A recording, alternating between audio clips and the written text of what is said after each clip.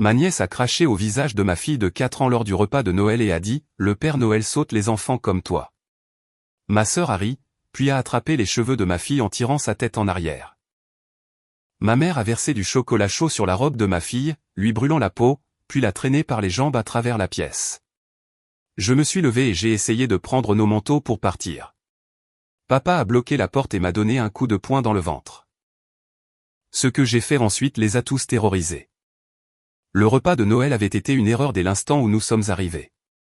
Je l'avais su au fond de moi quand ma mère a ouvert la porte avec ce sourire crispé qui n'atteignait jamais ses yeux.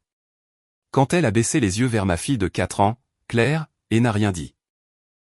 Pas de bonjour, pas de joyeux Noël, juste une évaluation froide avant de s'écarter pour nous laisser entrer. Mon mari Ethan m'a serré la main alors que nous entrions dans la maison. 2 heures, a-t-il chuchoté. Nous restons 2 heures et ensuite nous partons. Tu peux le faire. J'avais limité les contacts avec ma famille au cours de l'année écoulée. Le schéma de favoritisme était impossible à ignorer. Les enfants de ma sœur Courtney étaient félicités et célébrés tandis que Claire était à peine reconnue. Les réunions de famille dégénéraient en comparaison où Claire ne faisait jamais le poids. Où chaque étape qu'elle franchissait était rejetée ou minimisée. Mais c'était Noël. Et une part stupide en moi espérait que l'esprit des fêtes pourrait inspirer une décence élémentaire à des personnes qui partageaient mon ADN. Cet espoir avait été naïf. J'avais passé 34 ans à regarder ma famille fonctionner et rien dans leur comportement ne laissait présager qu'ils développeraient soudainement de l'empathie ou de la gentillesse. Mais Claire avait demandé à voir mamie et papy pour Noël et j'avais faibli, acceptant ce dîner contre mon bon sens et l'avis d'Ethan. C'est ta famille, avait dit Ethan prudemment. Mais ils n'ont jamais traité Claire avec un respect élémentaire. Es-tu sûr de vouloir lui imposer ça à Noël? Peut-être qu'ils seront différents pendant les fêtes, avais-je argumenté, tout en sachant à quel point cela paraissait ridicule. Ethan n'avait pas insisté davantage. Il avait simplement dit, j'apporterai mon téléphone au cas où. À l'époque, j'avais pensé qu'il était paranoïaque. Maintenant, je comprenais qu'il s'était préparé exactement à ce qui a fini par arriver. La table de la salle à manger étincelait de porcelaine et de cristal. Ma sœur Courtney était assise avec son mari et leurs 2 enfants, Nathalie, 9 ans, et Connor, 6 ans. Mes parents occupaient les bouts de la table. Ethan, Claire et moi avons pris les places restantes, positionnées presque comme après coup. Le dîner a commencé assez normalement. Des conversations polies sur le travail et la météo. Mon père a découpé la dinde pendant que ma mère apportait les plats d'accompagnement. Claire était assise à côté de moi, balançant joyeusement ses jambes sous la table, excitée d'être chez mamie et papy pour Noël. Puis Nathalie a pris la parole. Ma nièce de 9 ans a regardé directement Claire et a dit « Le Père Noël ne t'a pas apporté de beaux cadeaux cette année, n'est-ce pas ?» Le visage de Claire s'est décomposé. Elle avait été tellement excitée par les cadeaux que le Père Noël lui avait laissés. Une licorne en peluche, des fournitures de dessin, une nouvelle robe. Si, il l'a fait, dit-elle doucement. Ce n'est pas ce que j'ai entendu. Nathalie a eu un sourire en coin, une expression cruelle qui semblait bien trop sophistiquée pour une enfant de son âge. Le Père Noël m'a dit qu'il saute les enfants comme toi.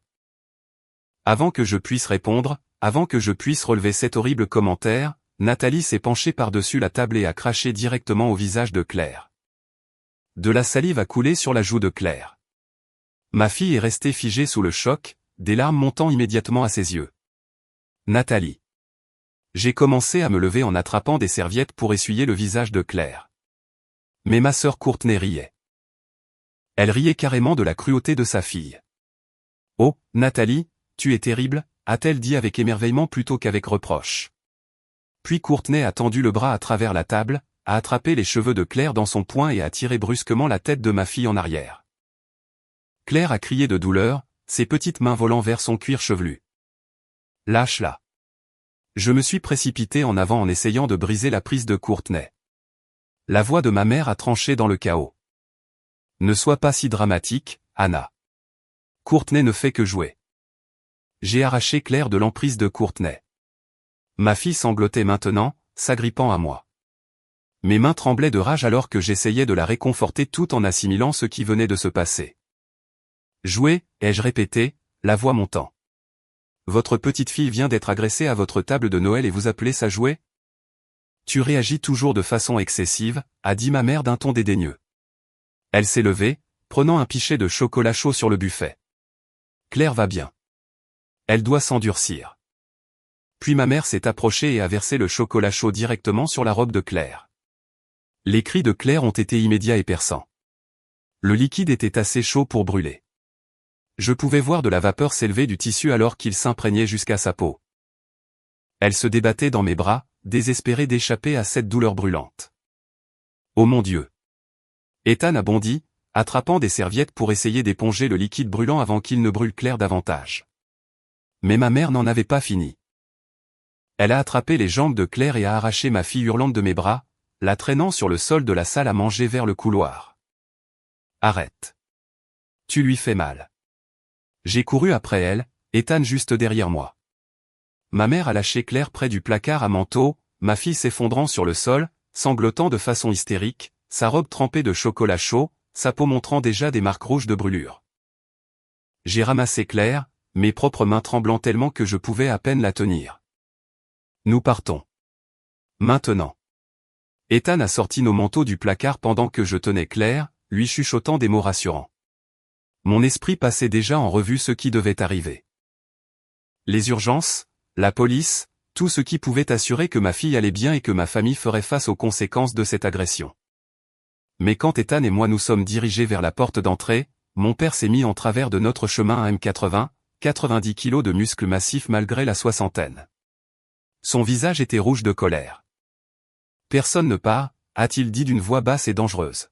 « Vous allez vous rasseoir et terminer le repas de Noël comme une famille normale. »« Pousse-toi », ai-je dit, ma voix étonnamment stable malgré ma terreur. Claire avait besoin de soins médicaux. Chaque seconde de retard pouvait aggraver ses brûlures.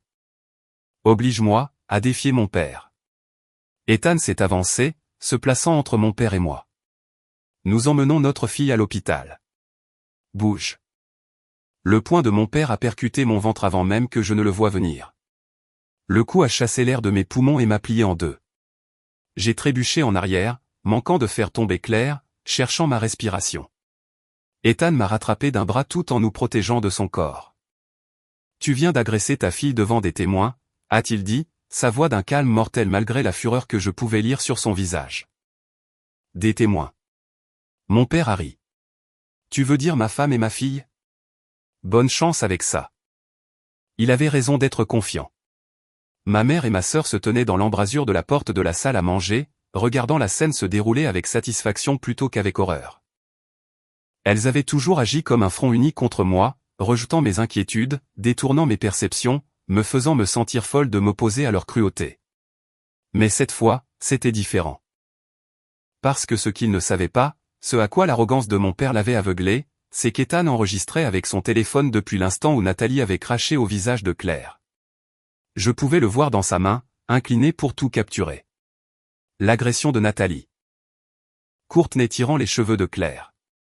Ma mère versant un liquide brûlant sur une enfant de 4 ans. Le fait de la traîner sur le sol. Mon père bloquant la porte. Son poing s'enfonçant dans mon ventre. Tout ça en vidéo avec l'audio. Ethan a affiché l'enregistrement et a montré l'écran à mon père.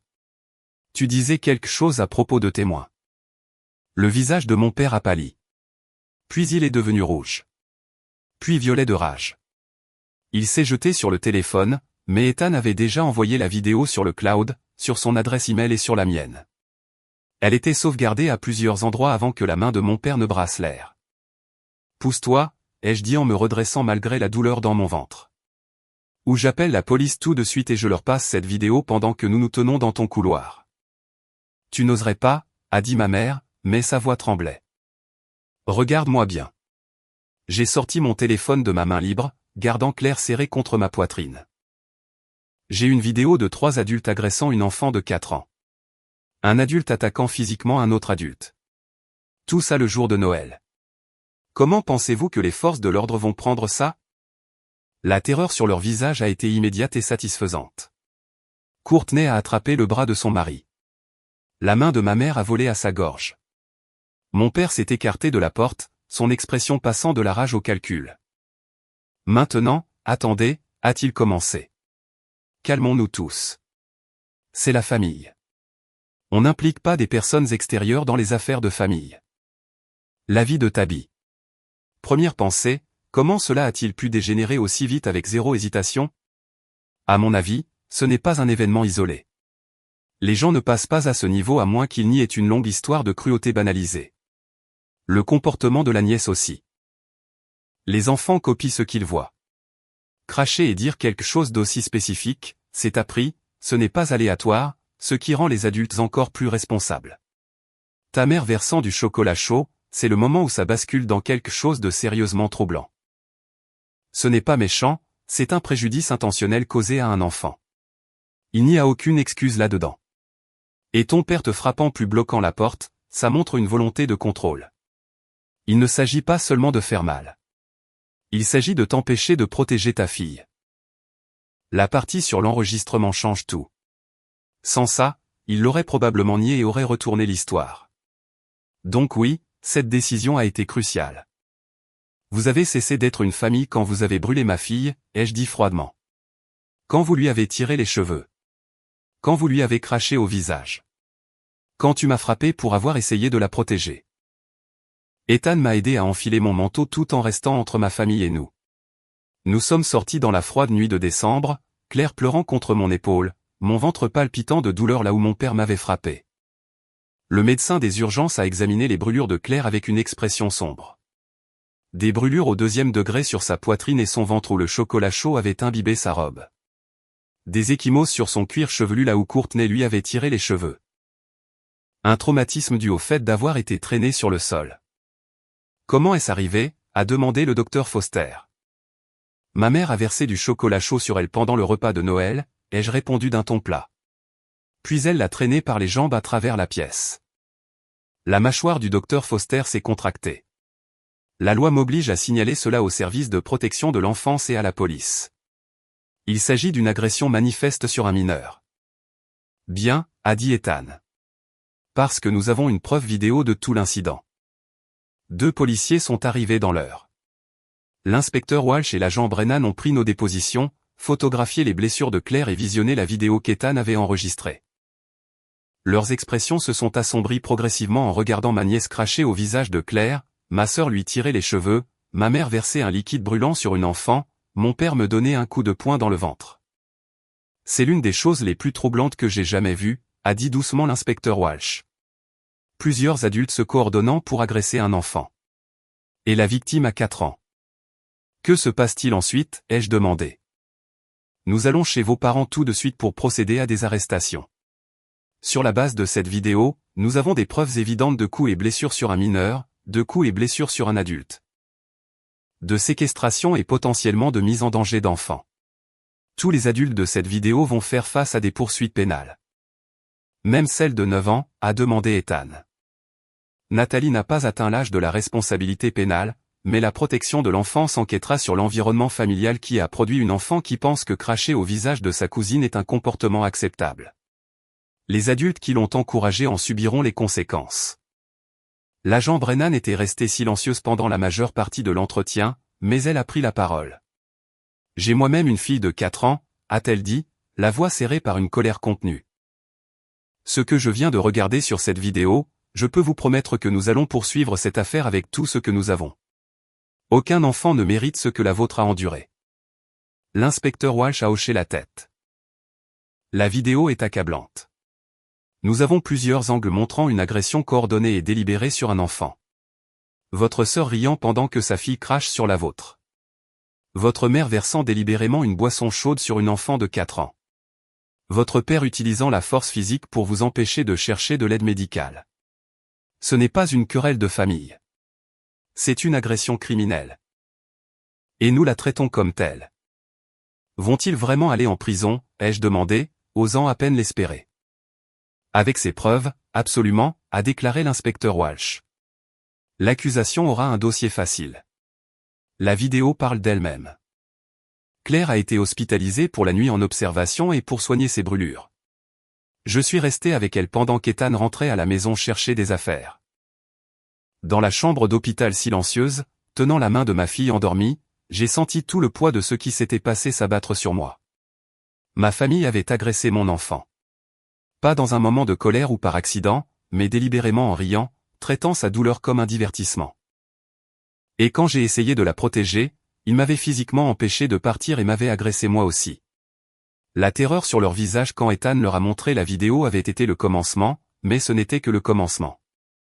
Mes parents, ma sœur et mon beau-frère ont tous été arrêtés cette nuit-là, inculpés de coups et blessures sur un mineur pour les blessures de Claire. Mon père a fait face à des accusations supplémentaires pour m'avoir agressé. Courtney a fait face à des accusations liées au tirage de cheveux de Claire. Ma mère a fait face aux accusations les plus graves pour les brûlures par ébouillantage. Leur comparution a fait les nouvelles locales. 4 membres d'une même famille arrêtés après une agression lors du dîner de Noël sur une enfant de 4 ans. La vidéo, censurée pour protéger l'identité de Claire, a été diffusée sur toutes les chaînes d'information. L'indignation du public a été immédiate et écrasante. Mon père a perdu son poste de directeur de banque quand la vidéo est devenue virale.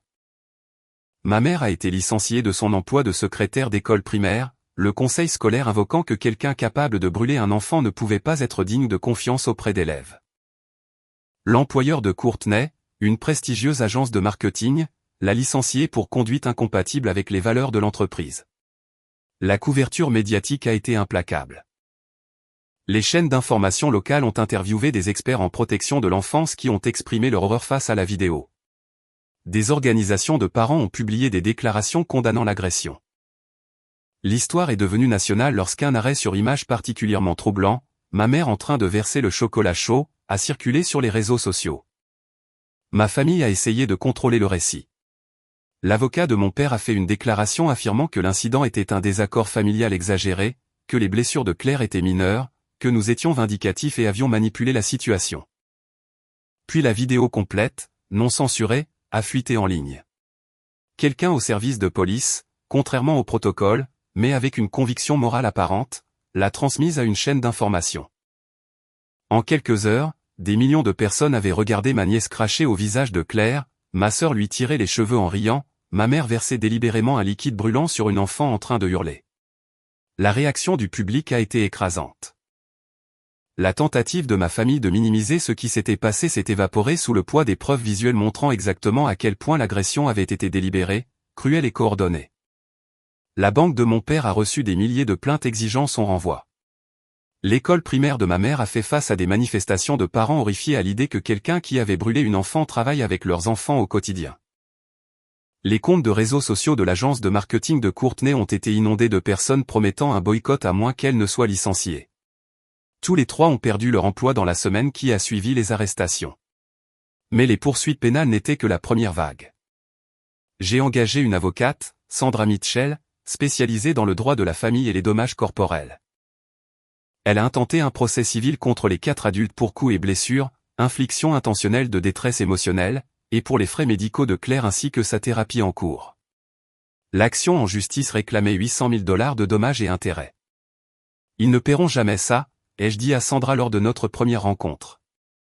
Ils le feront, a-t-elle répondu avec assurance. Votre père était directeur de banque avec des actifs substantiels. Vos parents sont entièrement propriétaires de leur maison. Nous obtiendrons des jugements contre tous et poursuivrons agressivement le recouvrement. La vidéo rend ce dossier inattaquable. Le procès pénal a eu lieu 6 mois après l'agression de Noël. Claire a dû témoigner, ce qui m'a brisé le cœur, mais elle a été courageuse. Elle a raconté au jury avec sa petite voix qu'on lui avait craché dessus, qu'on lui avait tiré les cheveux, que le chocolat chaud lui avait brûlé la peau, qu'on l'avait traîné sur le sol. La vidéo a été diffusée pour le jury. Plusieurs jurés ont visiblement reculé en regardant une enfant de 9 ans cracher au visage d'une enfant de 4 ans pendant que les adultes riaient. En regardant ma mère verser délibérément un liquide brûlant sur une enfant. En regardant mon père donner un coup de poing à sa propre fille. La défense a tenté d'argumenter que la famille avait bu, que c'était un malentendu, que les blessures de Claire n'étaient pas aussi graves que nous le prétendions. Mais le témoignage du docteur Foster sur la gravité des brûlures a démoli cet argument. Les photos des blessures de Claire, la vidéo montrant une intention claire, le modèle de plusieurs adultes participant à l'agression, c'était accablant. J'ai témoigné sur l'historique du favoritisme, sur la façon dont ma famille avait traité Claire avec mépris depuis sa naissance, sur le schéma de cruauté qui avait culminé avec l'agression de Noël. Le procureur m'a demandé de décrire le coup de poing dans le ventre donné par mon père. Je tenais Claire, j'essayais de partir pour pouvoir lui obtenir des soins médicaux pour ses brûlures, ai-je dit, ma voix stable malgré les souvenirs qui affluaient. Mon père a bloqué la porte.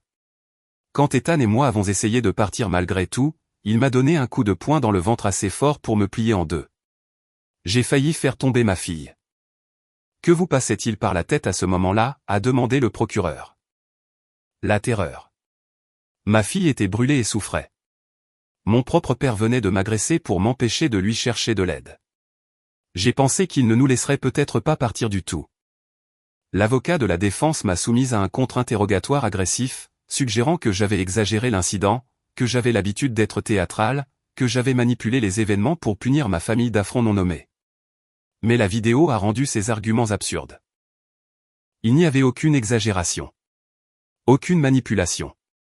Juste une documentation claire d'adultes faisant délibérément du mal à une enfant. Ethan a témoigné sur l'enregistrement de l'incident, sur le coup de poing de mon père, sur la terreur sur le visage de Claire. Un psychologue pour enfants a témoigné sur le traumatisme que Claire avait subi et sur les années de thérapie dont elle aurait besoin pour l'assimiler. Ma mère est montée à la barre pour se défendre, une erreur. Elle a essayé de prétendre que le chocolat chaud n'était pas si chaud que ça, que Claire s'était mal comportée et avait besoin de discipline, que j'avais toujours été trop protectrice et sensible. Le procureur a repassé la vidéo, faisant un arrêt sur image au moment où la vapeur s'élevait visiblement de la robe de Claire pendant que ma mère versait. Est-ce que cela vous ressemble à un liquide tiède? Ma mère n'a eu aucune bonne réponse. L'avis de Tabi. Pensez-vous que la vidéo était la seule raison pour laquelle justice a réellement été faite? À mon avis, oui. Sans cela aurait facilement pu se transformer en votre parole contre la leur.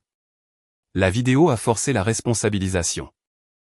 Aussi, le fait que plusieurs adultes aient participé, c'est ce qui rend la chose si troublante.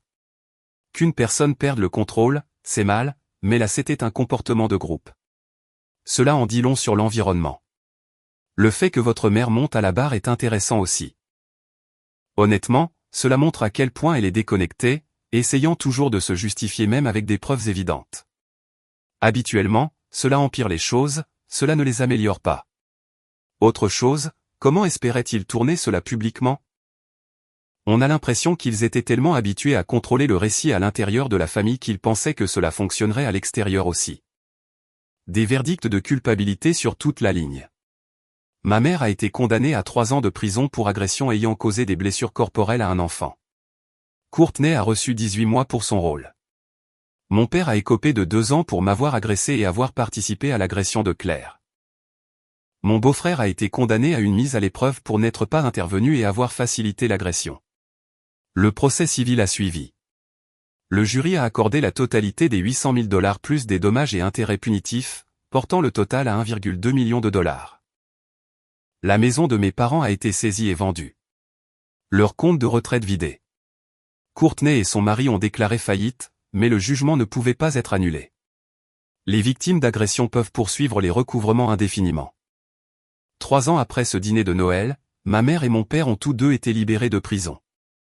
Ils avaient tout perdu, leur maison, leurs économies, leur réputation, leur cercle social.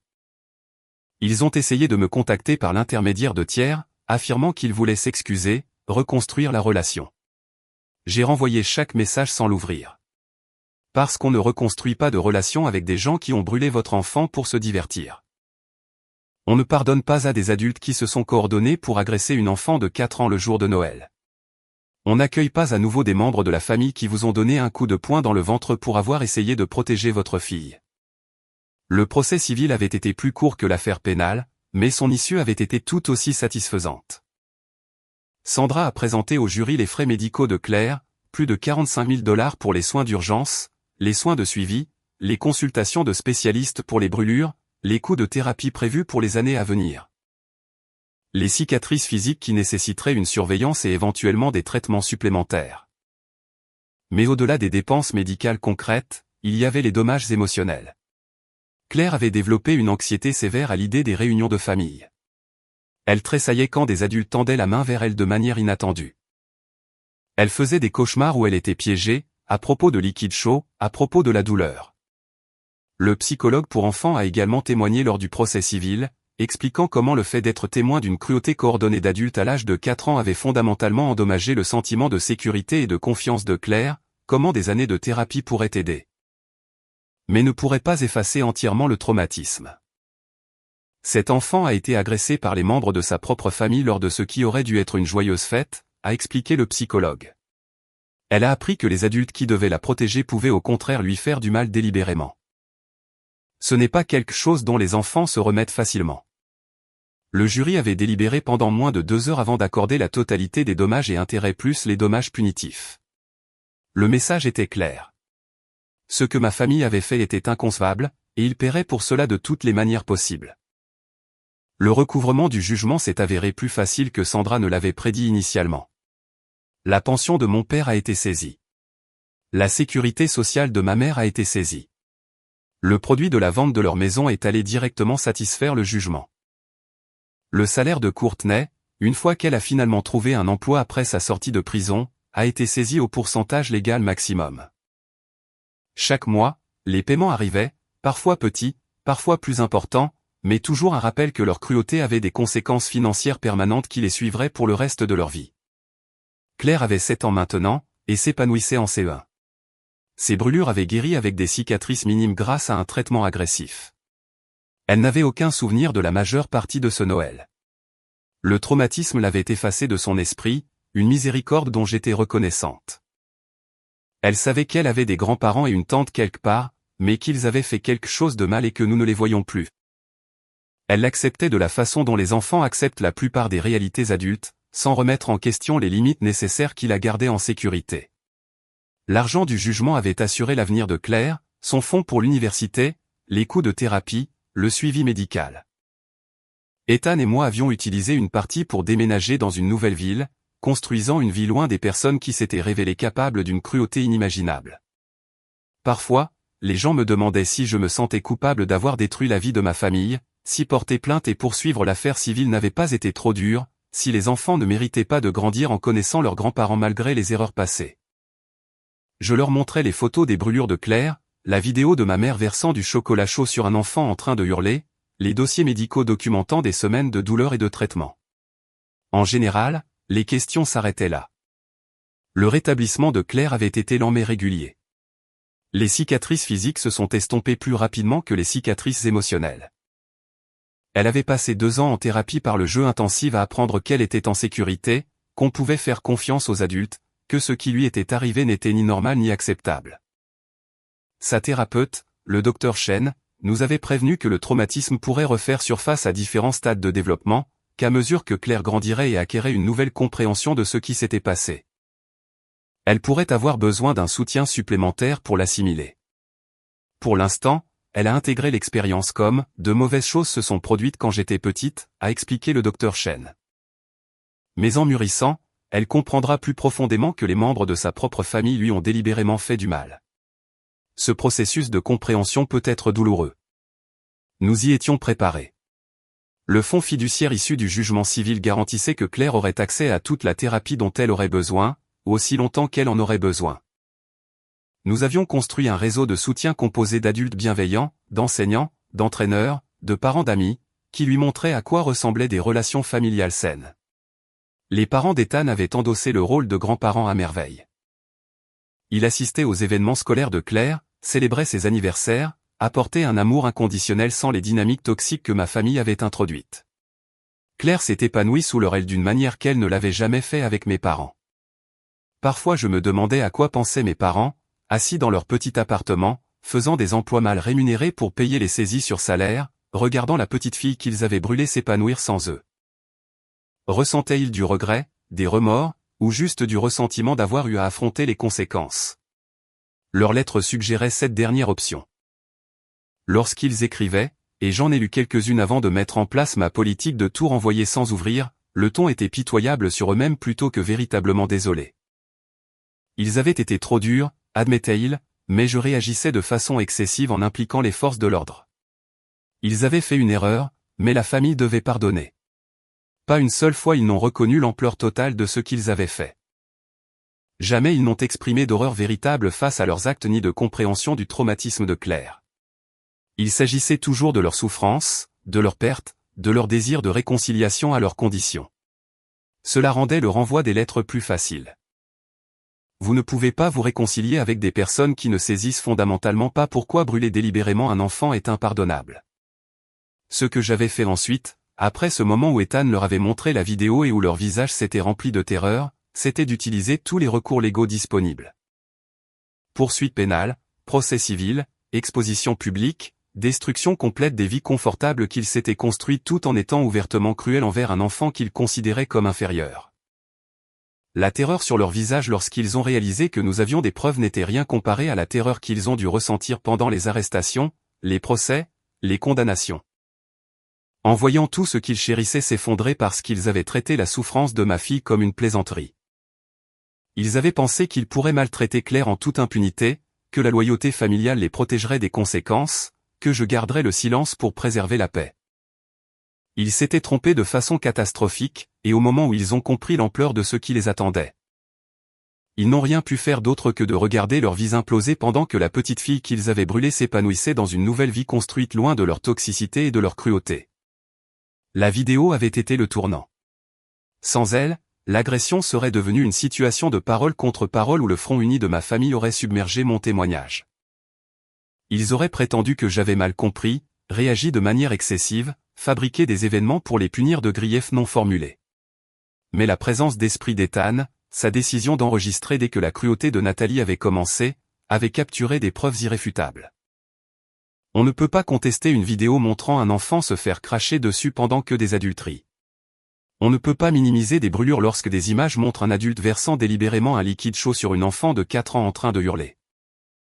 On ne peut pas invoquer la légitime défense quand on est filmé en train de bloquer une porte et de frapper quelqu'un qui essaie de chercher une aide médicale. L'avis de Tabi. Une chose ressort. Ressentez-vous la moindre culpabilité quant à la tournure qu'ont prise les choses ? Mon point de vue, je ne pense pas qu'il s'agisse d'aller trop loin. L'ampleur de la réponse correspond à l'ampleur de ce qu'ils ont fait. Ils n'ont pas juste fait une bêtise, ils ont franchi la limite vers la maltraitance pure et simple. Une autre pensée, leurs lettres. Pourquoi présentent-ils toujours cela comme une erreur ? Pour moi, cela montre qu'ils n'ont pas vraiment changé. Si quelqu'un continue de minimiser les choses, il est toujours dangereux d'une manière différente. Aussi, la question de l'argent. Est-ce que cela ressemble vraiment à la justice ? Honnêtement, ça ressemble plus à de la protection qu'à de la vengeance. Le fonds fiduciaire, la thérapie, le déménagement. C'est pour assurer l'avenir de Claire, pas seulement pour les punir. Le plus dur c'est Claire. Même si elle ne se souvient pas de tout, l'impact est là. Mais je pense que ce qui compte le plus, c'est ce qui est venu après. Elle a grandi dans un environnement sûr. Cela a probablement fait plus pour sa guérison que n'importe quoi d'autre. Cette vidéo les avait détruits plus complètement que n'importe quelle confrontation ou dispute n'aurait jamais pu le faire. Elle avait montré au monde exactement qui ils étaient sous leur vernis de respectabilité. Des personnes capables de cruauté coordonnée envers un enfant vulnérable. Des personnes qui trouvaient du divertissement dans la douleur d'un enfant de 4 ans. Parfois, tard le soir quand Claire dormait et qu'Ethan travaillait tard, je repense à ce dîner de Noël. Au moment où Nathalie a craché au visage de Claire et où j'ai vu ma sœur rire au lieu de réprimander. À la cruauté calculée de ma mère qui a choisi de verser du chocolat chaud plutôt que de l'eau froide ou de ne rien faire du tout. Au point de mon père s'enfonçant dans mon ventre. Ces moments avaient révélé des vérités fondamentales sur des personnes que j'avais passé toute ma vie à essayer de croire capables d'amour. Elles ne l'étaient pas. Du moins, pas d'amour pour moi ou pour ma fille. Quelle que soit la dynamique tordue qui avait créé leur favoritisme envers Courtney et leur mépris pour moi, elles s'étaient métastasées en quelque chose de monstrueux. Des adultes prêts à se coordonner pour agresser un enfant de 4 ans le jour de Noël. Les conséquences juridiques, les peines de prison, la ruine financière, les casiers judiciaires permanents, les réputations détruites, étaient des réponses appropriées à leurs actes. Mais la vraie victoire n'était pas leur punition. C'était le rétablissement de Claire. Sa capacité à guérir et à s'épanouir malgré ce qu'il lui avait fait. Elle avait 7 ans et s'épanouissait. Aimée par des personnes qui savaient réellement comment aimer inconditionnellement. Protégée par des parents qui remueraient ciel et terre pour la garder en sécurité. soutenu par une communauté d'adultes qui lui avait montré que la cruauté qu'elle avait subie n'était ni normale ni acceptable. Ce dîner de Noël avait eu pour but de nous briser, de nous rappeler notre place dans la hiérarchie familiale, de renforcer leur pouvoir et notre subordination. Au lieu de cela, ils les avaient brisés tout en nous libérant. La vidéo qui les avait remplis de terreur avait été la clé de notre libération de leur toxicité, de l'obligation de maintenir des relations avec des gens qui feraient du mal à mon enfant, du faux espoir qu'il pourrait un jour changer. 3 ans plus tard, assise dans notre nouvelle maison dans une nouvelle ville, regardant Claire jouer avec des amis, j'avais mené le procès civil, refusant toute réconciliation, construisant une vie qui excluait les personnes qui s'étaient avérées capables de brûler un enfant. La terreur sur leur visage quand Ethan leur a montré la vidéo n'avait été que le début des conséquences qu'ils avaient méritées par leur cruauté délibérée. Et le rire de Claire résonnant dans notre paisible maison était le son d'une enfance construite sur une sécurité réelle plutôt que sur les dynamiques toxiques qui avaient défini ma propre éducation. Une enfance qu'ils n'empoisonneraient plus jamais, peu importe le nombre de lettres qu'ils envoyaient ou d'intermédiaires qu'ils employaient, car certaines actions détruisent les relations au-delà de toute possibilité de réparation. Ce dîner de Noël, les crachats, les tirages de cheveux, les brûlures causées par l'ébouillantage, l'agression physique quand nous avons essayé de partir, avait été leur dernier acte de cruauté envers nous. Ce qui est venu ensuite a été la justice, pure et sans compromis. Des arrestations devant les voisins, des procès où leur cruauté a été exposée au monde entier, des peines de prison à la hauteur de la gravité de l'agression d'une enfant de 4 ans, une ruine financière qui garantissait qu'ils passeraient le reste de leur vie à payer pour ce qu'ils avaient fait. La vidéo qu'Ethan avait capturée n'a pas seulement documenté leurs crimes. Elle est devenue l'instrument de leur destruction totale, montrant à tous ceux qui la regardaient exactement quel genre de personnes pouvaient rire pendant qu'une enfant hurlait de douleur. Et la terreur sur leur visage lorsqu'ils ont réalisé que nous avions des preuves n'a été que le début de la perte de tout ce qu'ils chérissaient, pendant que leur petite fille brûlée grandissait, s'épanouissant, en sécurité et aimée, loin de leur portée. Ils avaient pensé que le dîner de Noël renforcerait leur pouvoir sur nous, que les obligations familiales me feraient garder le silence, que la douleur de Claire était leur droit à infliger sans conséquence. Et à l'instant où Ethan leur a montré cette vidéo, à l'instant où leurs visages ont pâli de terreur en réalisant que nous avions des preuves irréfutables, ils ont compris trop tard qu'ils étaient finalement allés trop loin et que cette fois, il n'y aurait aucune échappatoire à la destruction légale et systématique que j'abattrais sur eux pour avoir osé brûler ma fille.